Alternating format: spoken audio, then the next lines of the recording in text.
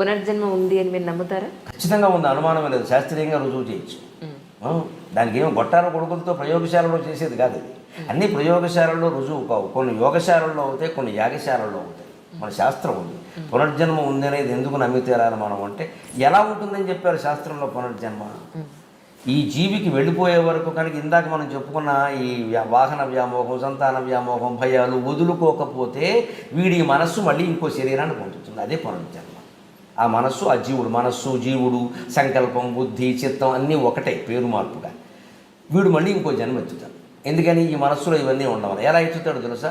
రాత్రి పడుకుని కలగంటున్నాం మనం, నిజానికి అది ఇంకో జన్మ అండి. రాత్రి కలగంటున్నాం మనం, ఇంకో జన్మ అది. మీరు గమనించండి, వీడు పడుకునే ఉన్నాడు, ఈ కళేబరం ఇక్కడ 6 అడుగులు 3 అంగుళాలు పొడుగున్నాడు, వీడు పడుకున్నాడు, వీడు కలగంటున్నాడు. వీడి కళలో ఆడాళ్ళు వచ్చారు, మగాళ్ళు వచ్చారు, కుక్కలు వచ్చాయి, నక్కలు వచ్చాయి, చెట్లు వచ్చాయి. ఈ వేషాలన్నీ ఎవరు ధరించారు చెప్పండి? వీడే కదా, పడుకున్నవాడే కదా. మరి ఒక జీవుడు పడుకుని ఇన్ని వేషాలు ధరించడం నిజమైనప్పుడు, ఒక్క విరాట్ పురుషుడు శ్రీమన్నారాయణమూర్తి క్షీరసాగరంలో పడుకుని ఈ విశ్వంలో ఉండే వేషాలన్నీ ధరించాడన్న అబద్ధమా? పక్కా నిజం, పక్కా నిజం. జరుగుతున్నది ఒక కళ, బ్రహ్మసత్యం, జగన్ మిథ్య. Total life, total world is a dream, nothing but is a dream. ఇది కళ, ఇది కళ. నేను మీతో మాట్లాడటం సహా కళ. ఇది గ్రహించగలిగితే మనిషి ప్రశాంతంగా ఉంటాడు. మనిషి ఒప్పుకోలేనిది అదేమిటండి, కనపడుతోంది కదండి. కనపడుతోంది అంటున్నవాడు ఎవడో చూడు. కనపడుతోంది అంటున్నవాడు ఎవడు? కళ కూడా కనపడింది. కళ కన్నప్పుడు కనపడిందే లేదా? కనపడుతున్నంతసేపు నిజం అనుకున్నామా లేదా? బయటకు వచ్చాక కదా నిజం కాదని తెలిసింది. అలాగే దీని నుంచి బయటకు వెళ్ళినప్పుడు ఇది నిజం కాదని తెలుస్తుంది. ఈ జీవుడు మరణించి మనస్సు బయటికి వెళ్ళినప్పుడు చెట్టో పుట్టో పట్టుకు వేలాడుతూ ఉంటే, లేదు ఇంకో గర్భంలోకి ప్రయాణం చేస్తుంటే, అయ్యో అది అనుకున్నాను, ఆ భార్య అనుకున్నాను, ఆ భర్త అనుకున్నాను, ఆ పిల్లలు అనుకున్నాను, అయ్యి బాబా అంత బంగారం తీసుకొచ్చాను, తహసీల్దార్ అయ్యి ఉంటే మొత్తం ₹1,00,00,000 దాచేసాను ఇంట్లోనూ, అన్ని పట్టుబడిపోయి ఈ డబ్బేది నాకు కూడా రాలేదే అని చింత చెట్టు వేప చెట్టు పట్టుకుని ఏడుస్తాడు ఈ సన్నాసి. పునర్జన్మ లేకపోవడం ఏంటి భయంకరంగా ఉంటుంది. దెయ్యం జన్మ కూడా ఉంటుంది. మనస్సులో ఉండే తలపులు అట్టగట్టేసి మాడుగట్టి ఉంటాయి చూడండి, అవి పునర్జన్మకు కారణం అవుతాయి. వాటిని వాసనలు అంటారు. గమనించండి, వంట అర్థమైతే ఇది అర్థం అవుతుంది. వంట చేసినప్పుడు గిన్నెలు ఏదైనా కొయ్య రొట్టో ఏదో కాల్చేవాడి, గణప రొట్టో ఏదో అడుక్కు బాగా అట్టేసింది అనుకోండి, అట్ట కట్టేసింది, దాన్ని తోముతాం కదా. తోమితే ఒక్కోసారి పని మనుషులు ఎలా ఉన్నారో మీకు తెలుసుగా, వాళ్ళు తోమినా మనం తోముకోవాలి. అందుకని వదిలేసామనుకోండి, దాంట్లో మీరు ఏ అన్నం పరమానమో వండారనుకోండి, దాని వాసన దీనికి వచ్చిందా లేదా? అలాగే మనస్సులో కూడా అట్టగట్టి పేరుకుపోయిన భయాలు, కోరికలు, వాంఛలు, రకరకాల ద్వేషాలు అట్టగట్టి మిగిలిపోయినవి మరో జన్మకు కారణం అవుతాయి. It is scientific. పొంది తీరతాడు ఖచ్చితంగా, అనుమానం లేదు. ఇందుకు ఎంత నాస్తికుడు కూడా దేవుడి మీద నమ్మకం లేకపోవచ్చేమో కానీ, స్వర్గనరకాలు నమ్మకపోవచ్చేమో కానీ, వాడు చేసినవన్నీ వాడు మనస్సులో వాసన రూపంలో ఉన్నాయనే విషయాన్ని వాడు నమ్మకుండా ఉండలేదు. వాడికి కొన్ని వాసనలు ఉన్నాయి కదా. ఆస్తికుడైతే ఆయన బంధాలు ఆయనకున్నాయి. నాస్తికుడు దేవుణ్ణి నమ్మడు, భగవంతుడు నమ్మడు, భార్యను నమ్ముతున్నాడు కదా. భార్యతో బంధం, పిల్లలతో బంధం. నాస్తికులు కూడా ఆస్తులు సంపాదించుకుంటున్నారు కదా. అక్రమం సక్రమం అందరికీ ఉన్నాయి కదా, తేడా ఏం లేదు కదా. మరి అంతే, తేడా ఏముంది? ఇంకా అంటే మామూలే, పుణ్యమైన మామూలే, పాపమైన మామూలే. అది నమ్మకం మీద ఏం లేదు, నిజం జరిగి తీరుతుంది. అంటే పునర్జన్మ శాస్త్రీయం. ఎందుకంటే పునర్జన్మ వచ్చేది శరీరానికి కాదు. ఎందుకు మనం నమ్మలేకపోతున్నాం అంటే, నేను అంటే శరీరం అనుకుంటాం. ఇంతకంటే మూర్ఖత్వం ఇంకోట్లేదు. నేను అనేది మనస్సులో ఏర్పడిన ఒక భావన. నిజం చెప్పాలంటే అది మిథ్య. గట్టిగా లోపల మనస్సులో ధ్యానం చేసి నేనెవరు అని లోపలికి రమణ మహర్షి చెప్పినట్టుగా ఆలోచిస్తే పావు గంట కాకుండా వీడికి నేను అనేది లేదని అర్థం. స్ఫురణ తప్పితే ఏమీ లేదు ఇక్కడ అని అర్థమైపోతుంది. ఎందుకంటే ఆ నేను అని స్ఫురిస్తూ ఉంటుంది లోపల. మీరు గమనించండి, ఆలోచన వదిలేసి, మాట వదిలేసి మనస్సును లోపలికి తీసుకెడితే నేను అని స్ఫురిస్తుంది. ఆ నేను ఎక్కడుందో గమనించండి. ఎక్కడుందో గమనించి, ఎక్కడ there is no place but నేను ఈజ్ దేర్. ఎక్కడ చోటు లేదు, నేను అని ఉంది. ఏ చోటు లేకుండా నేను ఉందంటే అది ఎలా ఉంటుంది? గాల్లో తిరుగుతుంది అనమాట. ఆ నేనే ఉంటే ఆ నేనే పట్టుకుని కూర్చోవాలి. అదే జపం. అందుకే మహర్షి, రమణ మహర్షి అన్నింటిలోకి గొప్ప మంత్రం ఏదంటే నేనెవరు అనేది గొప్ప మంత్రం అన్నారు. ఆలోచన చేస్తే మనిషికి శరీరం తాను కాదని తెలుస్తుంది. ఆ నేనులోనే దృఢంగా ఉండగలిగిన వాడికి పునర్జన్మ ఉండదు. వాడి జీవితంలోనే అన్నీ వదిలేశాడు.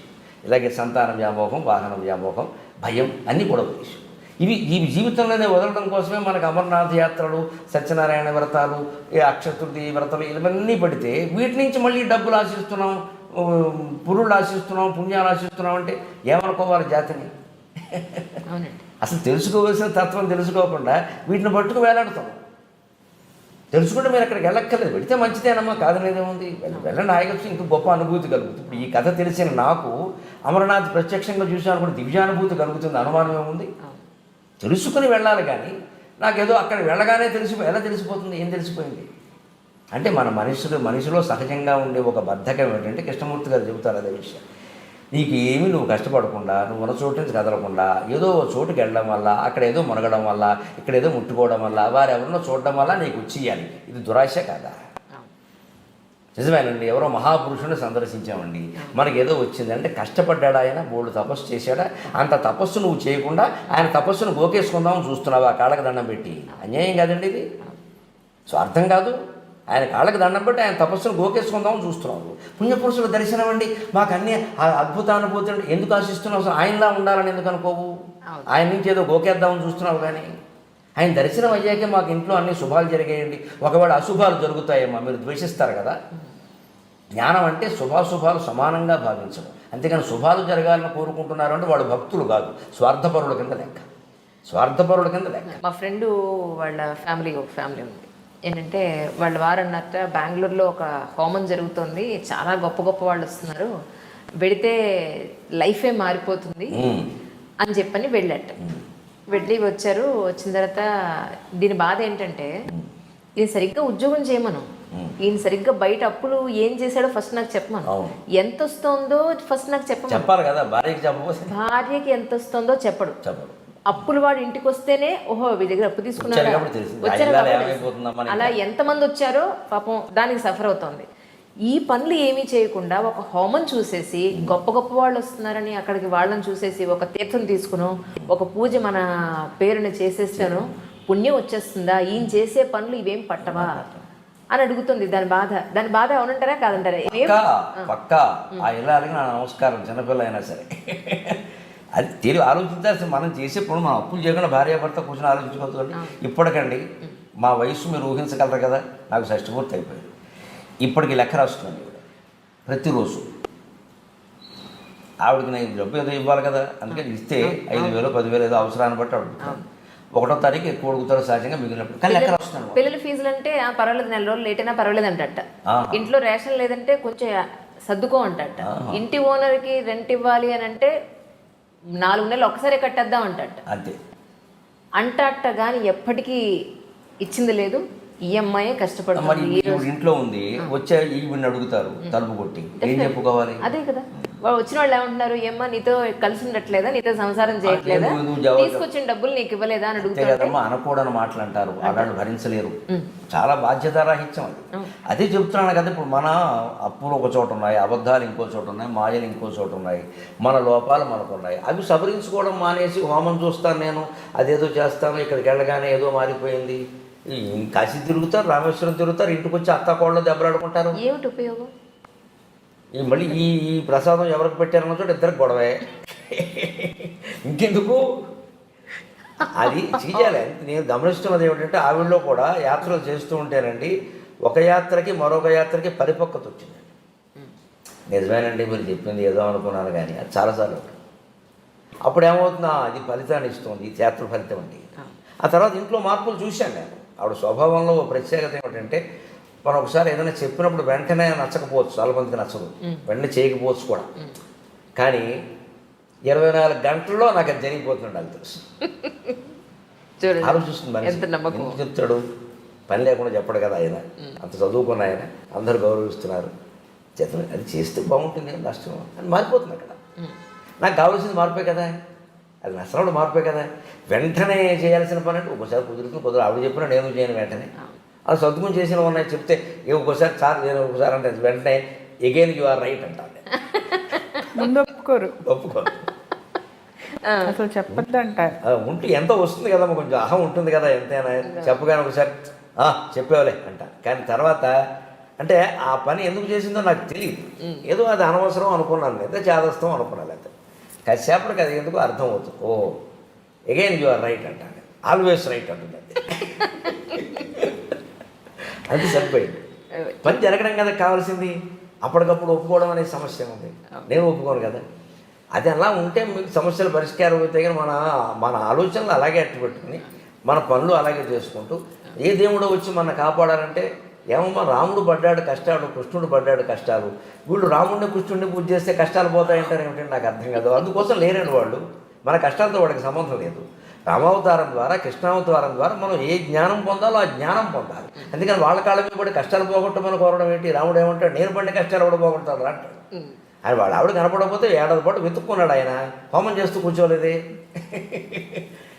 ప్రాణాలకు తెగించి రావణాసుడితో యుద్ధం చేశాడు. నీ సమస్యలను నువ్వు అలాగే ఎదుర్కో. రాముడిని ఒక ఇన్స్పిరేషన్, స్ఫూర్తి తీసుకోవాలి. కానీ రామాలయంలో పూజ చేయించే మా కష్టాలు పోయాయంటే అదేమిటది? ఇది శంకించడం కాదమ్మా, మహిమలను శంకించడం కాదు. అక్కడ అది మనం దేవాలయాల వల్ల ఏ ప్రయోజనం పొందామో ఆ ప్రయోజనం పొందట్లేదు. మనకు కావాల్సింది ఏదో ఊహించుకుంటున్నాం అంతే. ఇంక జరిగిందని ఒకళ్ళు, జరగలేదని ఒకళ్ళు. పొరపాటు జరగకపోతే 2-3 దేవుళ్ళని ఇక్కడ మారుస్తారు, తర్వాత ఏకంగా మతమే మారిపోతారు. అది అది ఆ మార్పు రావాలి. మనం కోరుకునేది అది. ఆ చేతస్థాలు పోయి ఆ చైతన్యంతో ఉంటే చాలు. అంతేగాని ప్రవచనకర్తల్లో పెద్ద మార్పు ఏం అక్కర్లా, ఉన్నవి చెప్పొచ్చు హాయిగా. కానీ ఈ రామాయణం చెబుతున్నారు. రామాయణం నేటి జీవిత విధానం పోల్చండి. మీరు వేదం చెబుతున్నారు, నేటి జీవితంతో పోల్చండి. పోల్చాలంటే పోల్చి తీరాలి, లేనప్పుడు అనవసరం, చెప్పడమే అనవసరం. ప్రాచీన వైభవం గురించి ఎందుకు ప్రాచీన వైభవం? గాంధీ గారి గురించి ఇప్పుడు ఎంత పొగిడితే ఏం ఉపయోగం అమ్మా? ఒక్క మనిషిని మీరు చూపించగలరా? ఆయన వస్తే మళ్ళీ ఆత్మహత్య చేసుకుని వెళ్ళిపోతాడు దేశం నుంచి, ఒక క్షణం ఉండలేక. ఇదే నేను కోరుకున్న దేశం అని. మేము గాంధీ జయంతి నాడు దండేశాం అనేది ఎంత ఉపయోగమో, రామాలయంలో పూజ చేసాం కూడా అంతే ఉపయోగం. గాంధీ నుంచి మీరేం గ్రహించరు, రాముడి నుంచి మీరేం గ్రహించరు. ఆ మనిషి జీవితాంతం అలాగా క్షోభ అనుభవిస్తూ అహింసా మార్గంలో అలాగే నడిస్తే చివరిలో చూడండి ఆ పరిపక్వత. ఎవరో తుపాకీ పెట్టి కాల్చారు ఆయన్ని. మరి ఎవరా, ఏం చేస్తున్నారు, ఎవరున్నారు, ఏమన్నా అనలేదమ్మా, హే రామ్ అని వెళ్ళిపోయాడమ్మా. ఎందుకు వచ్చింది ఆ స్థితి? అటువంటి మనిషికి పునర్జన్మ ఉండదు. ఆయన అన్నింటినీ జయించాడు. కాబట్టి అంత క్షణం తుపాకీ పేరు మామూలుగా ఏదో రోగం వచ్చి పోవడం లేదు. తుపాకీ గుండెల్ని చీల్చేస్తే హే రామ్ అనే మాట వచ్చింది తప్ప కేకర్రాయ్, హూ ఇస్ దేర్ ఇలాంటి మాటలేవి రాలేదు. అది పునర్జన్మ రాహిత్యం అంటే అది. అటువంటి వాళ్ళకి జన్మ ఉండదు. మనపోటుగాళ్ళు అందరికీ ఏదో ఒక భావావేశంలో ఉన్నప్పుడు ఆ భావావేశంలో కనుక మరణం వస్తే జన్మ ఖాయం, వాసనలు. మీకు భాగవతంలో జడభరతుడు కథలో ఉంటుంది అదంతా. ఒక మహారాజు లేడిగా పుడతాడు కర్మ, కానీ ఏం కర్మ అంటే అంతే, వాసన వదలలేకపోయాడు. అది పునర్జన్మ.